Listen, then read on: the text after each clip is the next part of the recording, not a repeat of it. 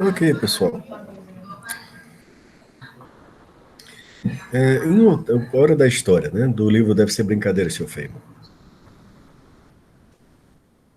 Em um hotel que minha tia estava gerenciando, mas eu não sabia disso, eu fui lá com um grande chave parafuso no bolso de trás. Eles ainda contam a história. Ele tinha 13 anos na época.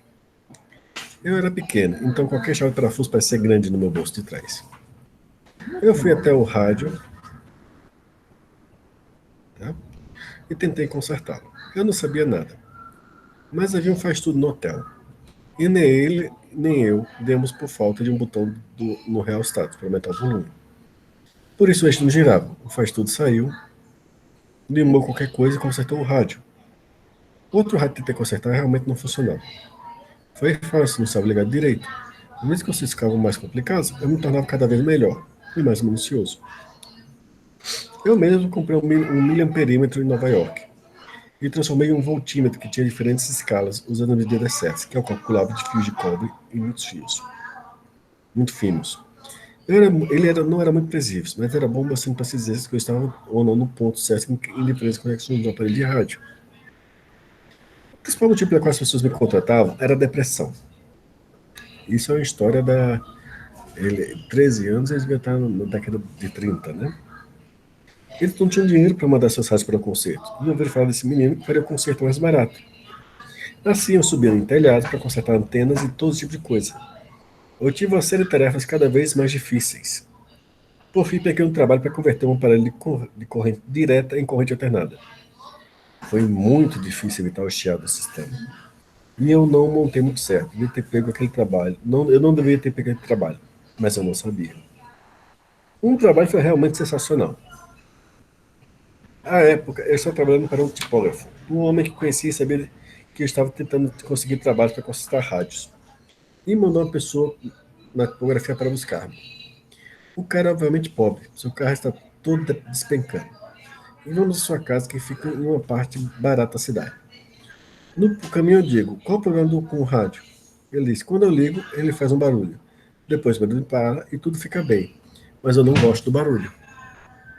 Eu penso comigo mesmo, que diabo, se não tem dinheiro, acho que pode aguentar um barulhinho por um tempo.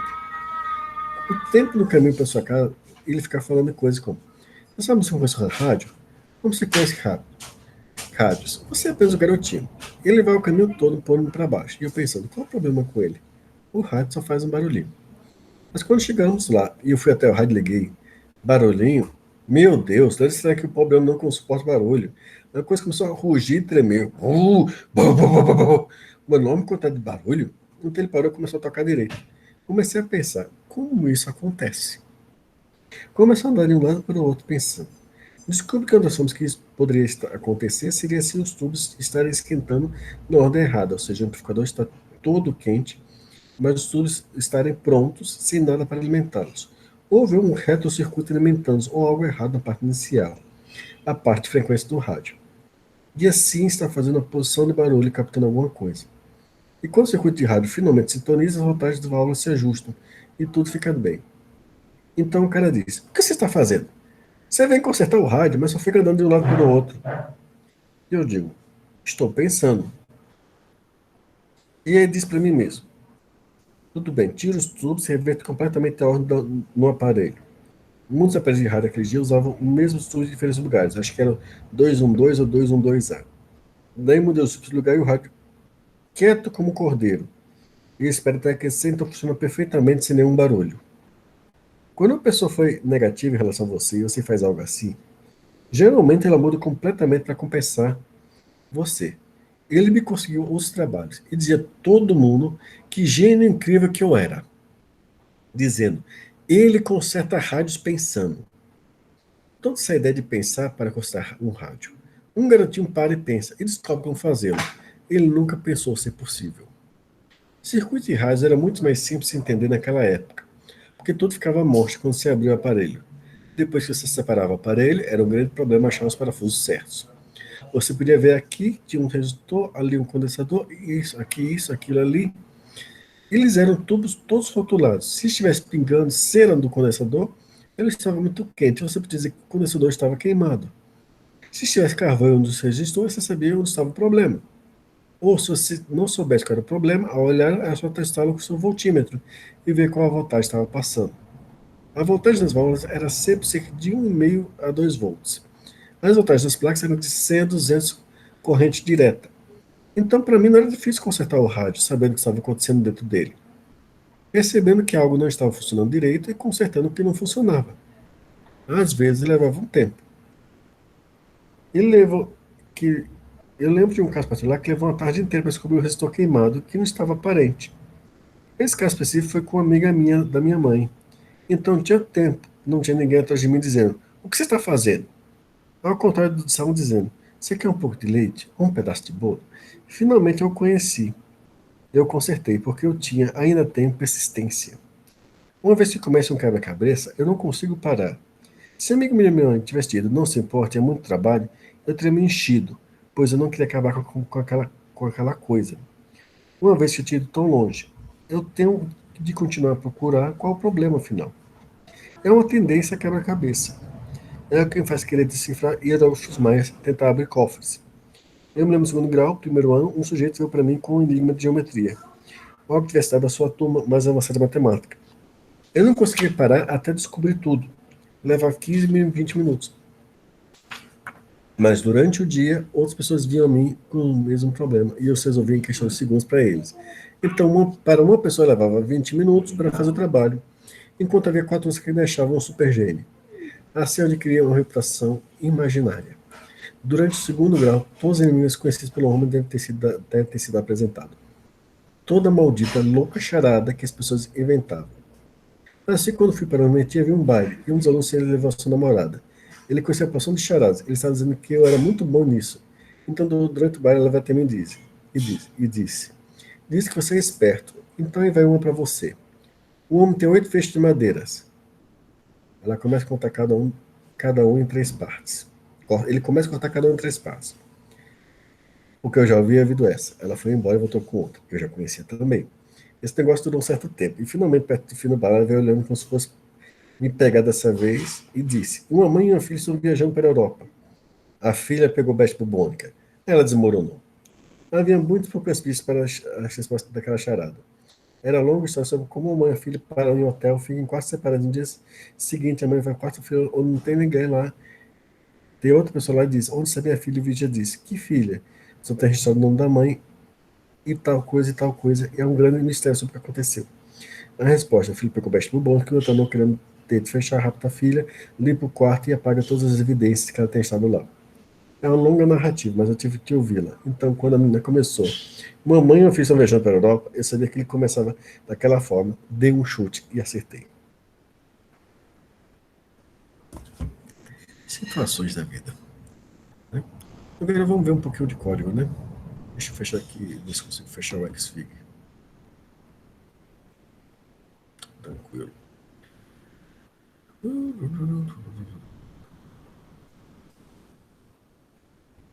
Vamos ver o código em Java de uma pilha com vetores, tá certo?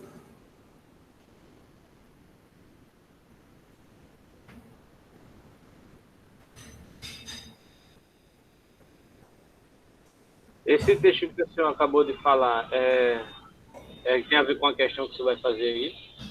Não, não, eu só conto essas historinhas que são verídicas. É Começa massa. assim, depois vai para a história da bomba atômica. Aí tem outras coisas. Tem outras coisas. É que o autor desse livro trabalhou na concepção da bomba atômica. Caraca! Eu- então, assim, cedo ou tarde a gente vai entrar nesse assunto. Deixa eu ver onde é que tá. Aqui a lista circular, não é isso. Então tá aqui uma prática ainda.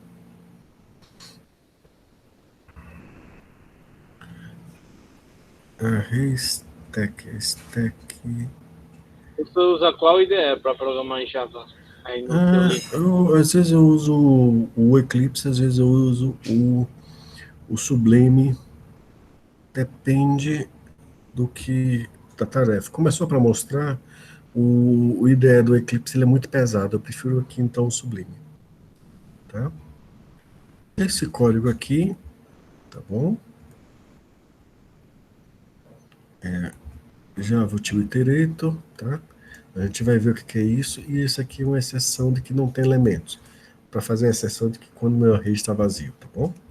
Esse iterator a gente vai entrar nele mais adiante, mas uma coisa de cada vez. Vocês estão pagando programação orientada a objetos, né? Uhum, exato. Pronto, então esse iterator é um dos padrões que vocês devem acabar indo vendo lá, tá bom? Então vamos nós aqui. Olha aqui, nossa, aqui, perdoe-me, isso aqui é da fila.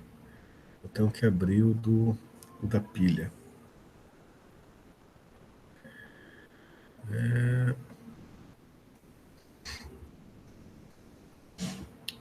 Organiza por nome, vai ficar mais fácil. Mais fácil ainda se ele abrir outras coisas. Ele abriu um PDF. Vamos dar de novo.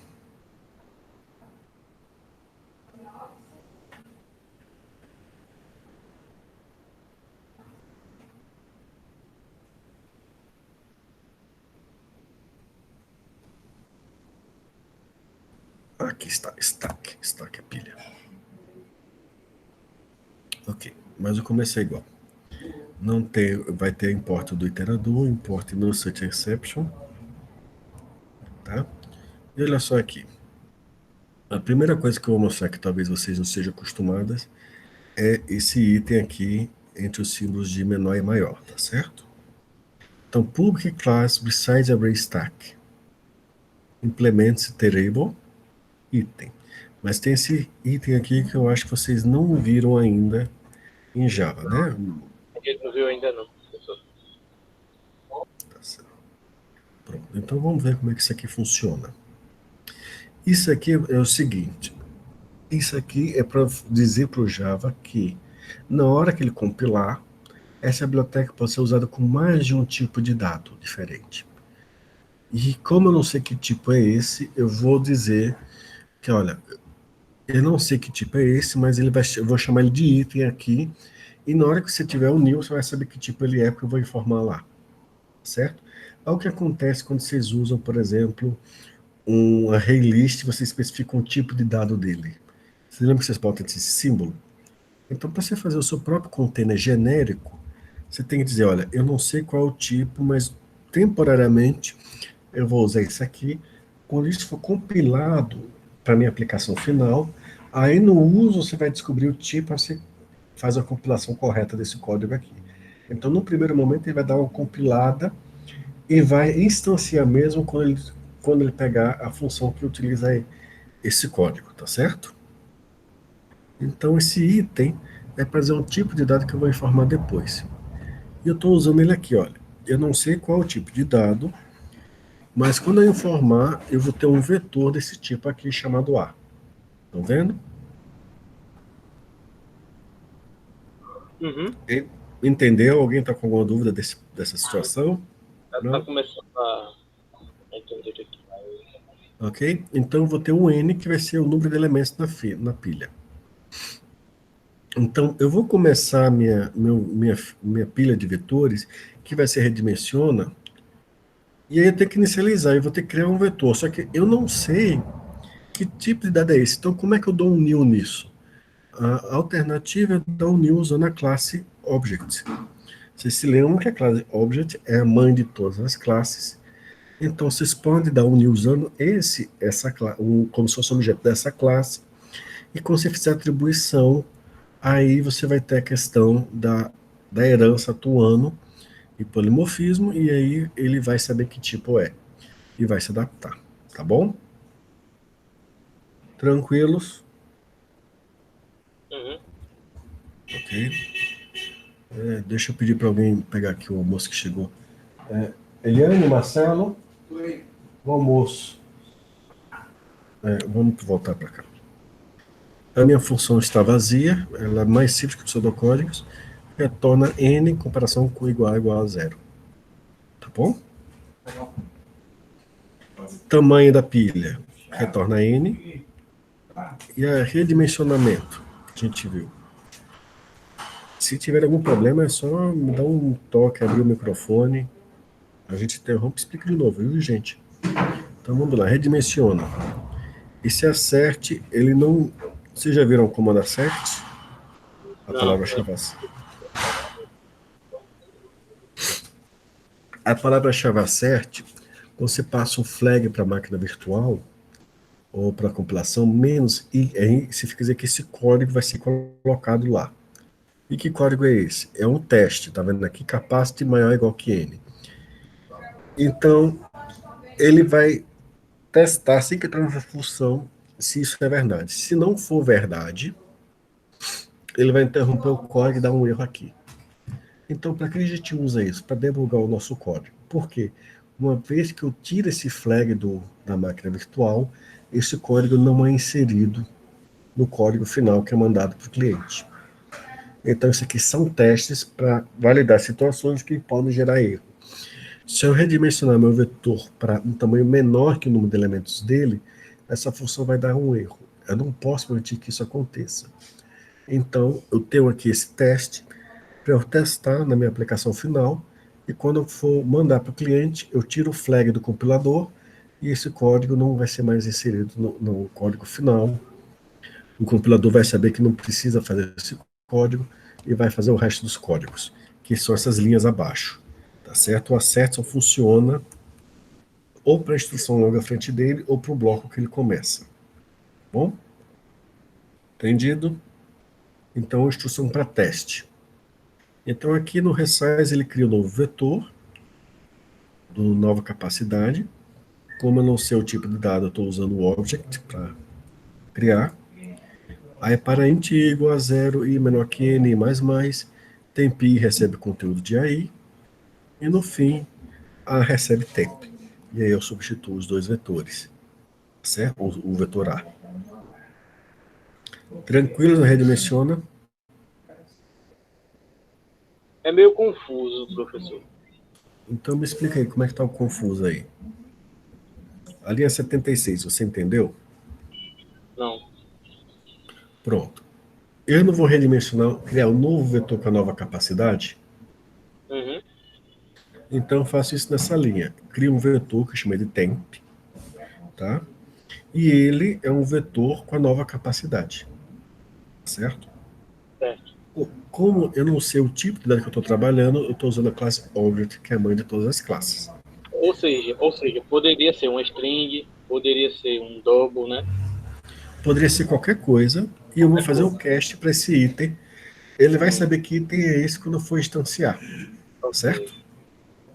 Aí eu copio, como ele é do mesmo tipo que o A, que é o tipo item que eu estou dizendo, né? Que depois vai ser descrito qual é, eu faço essa atribuição, o que pode ser feito normalmente, concorda? Por Uhum. fim, eu faço o A receber o temp. Ou seja, o vetor que estava no A vai ficar com marcado para o coletor de lixo, que é colher, e o A fica com o novo vetor, que é o temp. Ele Certo? atualiza no caso. Atualiza. Tá bom?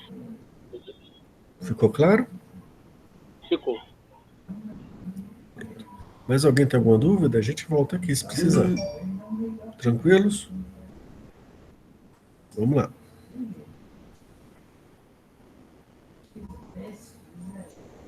Professor, o menino mandou uma mensagem Pode aí. ir. O Chega A mais. seria o novo stack? Gabriel Cavalcante Hã? perguntou. Gabriel Cavalcante perguntou: o A seria o novo stack? Quando o A recebe temp, ele se torna um novo stack. O novo stack é o temp, né? Ele que está sendo criado para guardar os conteúdos que estão em A, certo? Aí o A recebe temp, se tornando um novo stack. Tá bom? Esclarecido? Pronto. Então vamos seguir. Empilhar. Olha só. Se m se tornou igual ao tamanho do vetor, redimensione para o dobro do tamanho. Tá? Não Resize é tem o quê, professor? essa função aqui anterior. Não, resize. Ah, sim, Então, sim. essa, Entendi. essa função que eu marquei aqui em cima. Entendi. A gente acabou de ver. Ok. Então, se está cheio, ele vai dobrar o tamanho e copiar os dados do antigo vetor para o novo. Tá bom? Entendi. Aí o que acontece? A índice n, que é o número do elemento, que é o n indica um espaço vazio, recebe o dado que você quer empilhar, que pode ser um string, um double ou um outro objeto. E aí você incrementa o n. Tá bom? Bem simples, né? Aí um aluno fez uma pergunta aqui. Tem como mandar esse código para a gente ver, professor? Sim, vou mandar. Não se preocupe não, mas vamos ver aqui, por enquanto. Depois a gente manda com calma. Tá? Eu não vou mandar ele editável, porque vocês, na verdade, vão implementar ele. Tá? Pop, a desempilhar. Se estiver vazia, vai dar uma exceção que vai imprimir Stack Overflow. Caso contrário, ele guarda o dado que está no topo da pilha, n-1, tá? Ele vai colocar o nulo naquela posição, não é obrigado, tá? Se for o botão de voltar, você não pode fazer isso, você vai querer aquele espaço ocupado temporariamente, mas em várias situações você vai querer para evitar manter lixo na memória. Aí você decrementa o n, tá? Aí o que acontece? Se você ainda tem elementos na pilha, mas a quantidade de elementos dela, n, é apenas 1/4 do tamanho do array, você redimensionou o array para metade do tamanho. Tá bom? Dúvidas? Dá para seguir, né? Pronto. Eu não vou entrar nesse pique, a gente entra isso na próxima aula. Tá? Esse tereito, a gente entra nisso na próxima aula. Tá bom? Olha só aqui na main de teste que eu vou fazer. Void main strings args, tá vendo? Eu crio uma pilha para string. Ó, aqui que eu digo nessa main, ou na main que vocês forem utilizar, vocês têm que dizer o tipo. Nesse caso, estou informando, vai ser um string. É uma pilha de strings, tá vendo? New resize array stack do tipo string. Tá bom? Enquanto essa stdin, depois eu explico para você como é uma biblioteca que está aqui no meu computador, ela não é uma biblioteca padrão do Java. Se a entrada não estiver vazia no teclado, ele vai ler a string. Se não for suficiente de traço, vai empilhar o item. Se não estiver vazia e tiver lido um traço, ele vai desempilhar e imprimir para vocês. Tá? Isso aqui vai ser melhor entendido com um teste.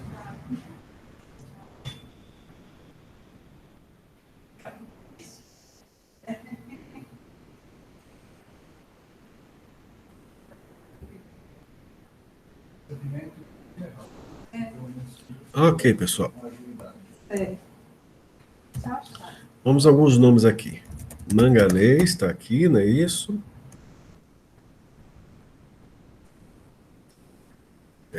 Deixa eu ver quem mais está na sala. Gabriel. Eu vou botar nomes que eu vou empilhar. Tá? Aí eu desempilho um. Certo? A manganês, desculpa, manganês. Manganês é um metal, né?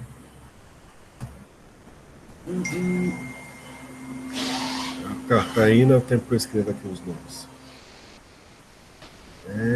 Deixa eu ver. Eric está aqui. E Aniele. Tá bom. Eric. Deixa eu botar aqui na mesma linha, não quero linhas separadas. Não nesse momento.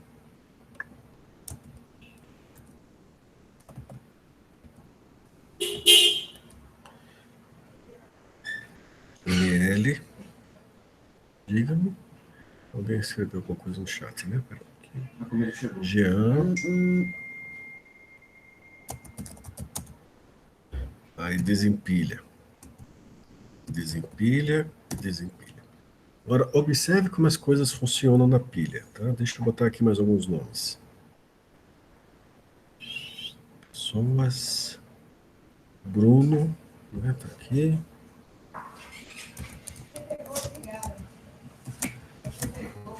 A pilha, se você quer lembrar. O último a entrar é o primeiro a sair. Então vai entrar Magalhães, vai entrar Gabriel. Mas quando eu mandar sair, que é isso que o traço vai fazer, quem foi o último a entrar? Magalhães ou Gabriel?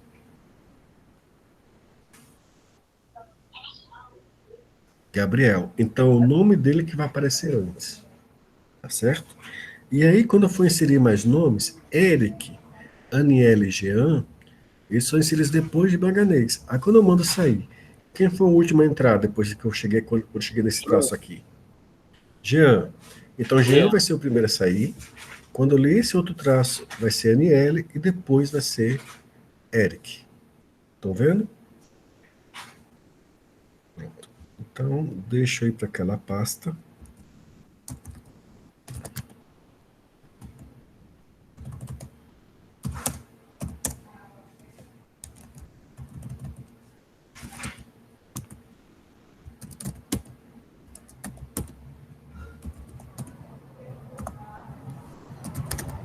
Eu vou dar esse comando com JavaC 8 porque tem umas duas versões de JavaC.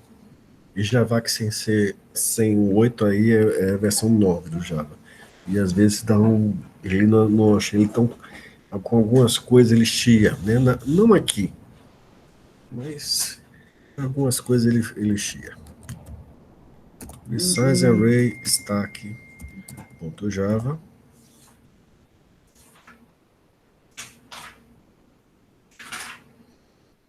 Esse é um save operations, aparece a partir das versões 9, não se preocupe com ele. Java 8, resize array stack, né? E eu salvei esse aqui, qual foi o nome do arquivo? 2b19.2, né?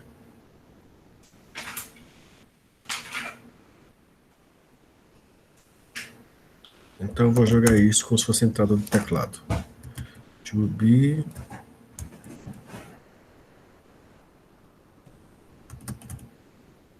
2b 2019-2. E observe. Vamos comparar aqui. Deixa eu dar um clear e executar de novo.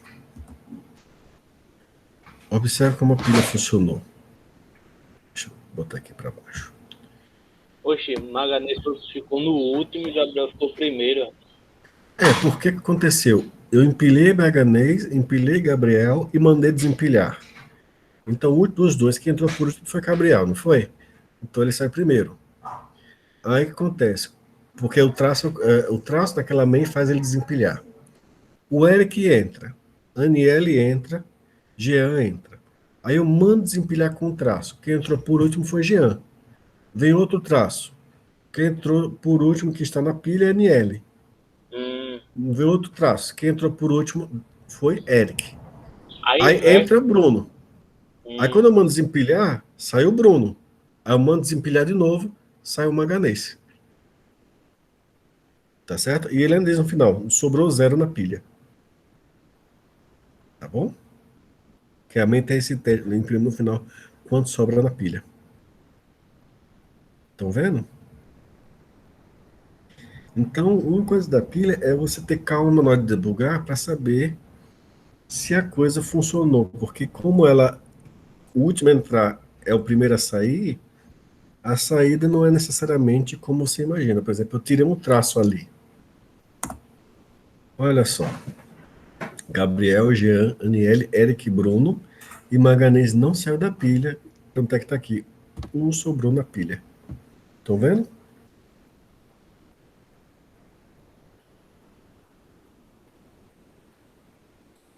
Ok? Sacou?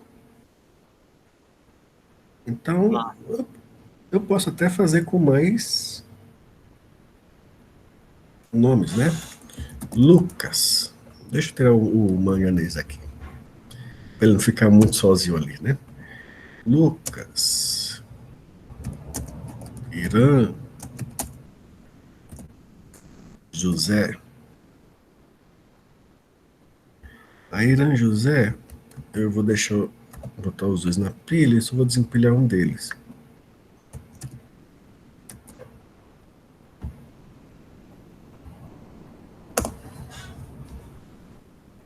Tá bom?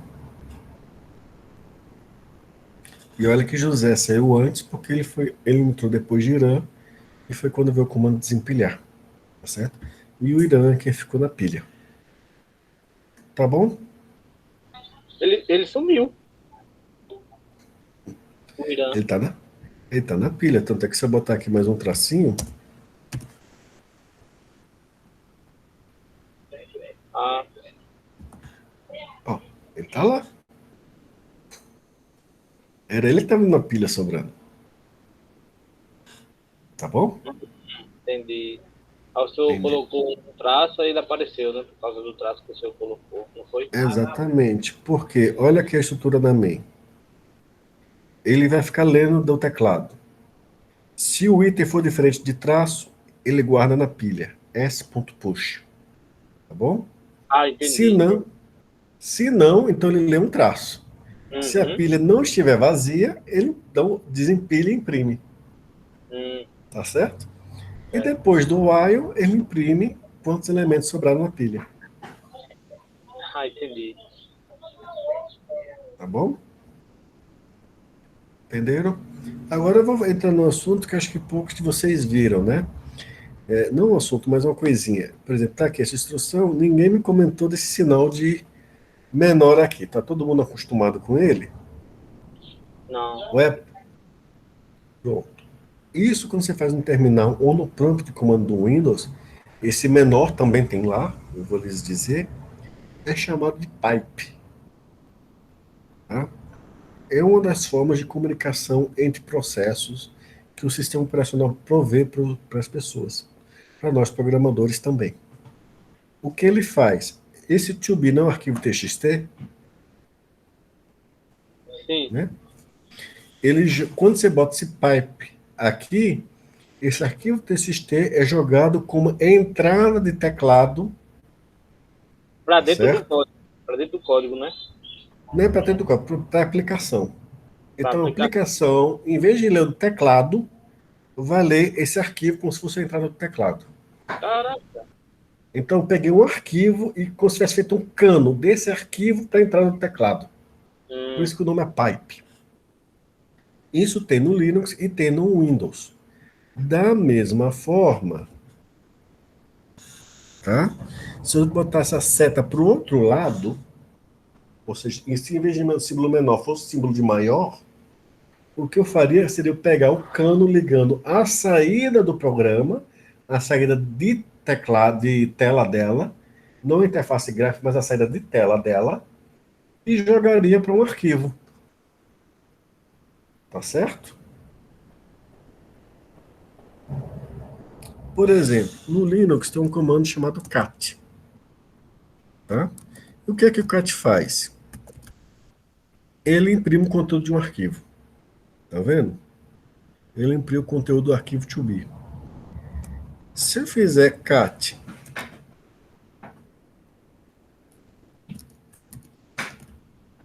traço 2.txt,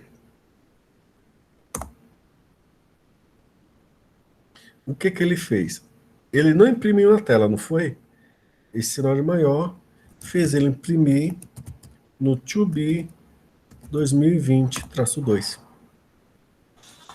Então, ele escreveu ali como se fosse a saída do teclado. Tá certo? É algumas coisas que são úteis para debugar código. Tá bom? Ou para rodar o código, nem tudo. Mas você se importa com ele, né, Aniele? Então isso é o que conta. Tá certo? Isso conta, né? Entendido, meus amigos? Tranquilos? você recomendaria algum livro para aprender isso mais? Não, isso aí você vai ver sistemas operacionais, mas você já pode usar isso. Às vezes você acha na internet essas coisas. Uhum. Isso aí não é por incrível que pareça, é algo que caiu em desuso à medida que o Windows foi deixando o prompt de comando mais de lado. Mas não é, nem nenhum conhecimento. É tipo É, aquela coisa que era tão comum que as pessoas esquecem de escrever num livro. não, o Mas é negócio muito. O dos quê? códigos. ou colocou, para me entender mais, ter uma base melhor. Não, eu vou mandar esses códigos todos e tem. Não, o fila não tem a ver com quicksort, não. A gente vai ver isso porque esse é o primeiro conjunto de organizar dados da memória e auxiliar para algumas coisas, tá bom? A primeira atividade, uma das atividades que eu vou passar para vocês vai ser ponto extra e eu acho que já dá para mandar uma outra atividade para vocês de ponto normal, tá bom? Gatana. Sou um bicho que reclama, que tem óleo de alfazema, que se deita na sua cama se queima. Sou de uma seita engraçada, que adora não fazer nada, que briga de galo, de rinha, de urtiga e de erva daninha, no meio de tanta almofada. Se atira e atira serpentina para afetar sua vida, numa anarquia de menina, repetindo a alegria incontida. Ok, gente, eu vou encerrar a aula por aqui hoje. Feliz Dia das Mulheres, tá certo? Aquelas que estão na sala e aquelas que fazem parte de sua vida. Nenhum de nós estaria aqui se não fosse a mulher, né? Uhum. Então a gente continua na quinta-feira, tá bom? Eu vou explicar em aula, mas já vou passar no Classroom, tá certo? Mas Ok, eu deixo lá professor. explicado, tá bom? Então todo mundo vai se inscrevendo no Classroom o quanto antes, tá? Então até quinta-feira, meus amigos. Tudo de bom. Valeu, professor. Valeu. Falou, até mais. A chamada eu acho que vai ficar para a próxima vez. Já tá bom aqui, tá? Até mais. Falou.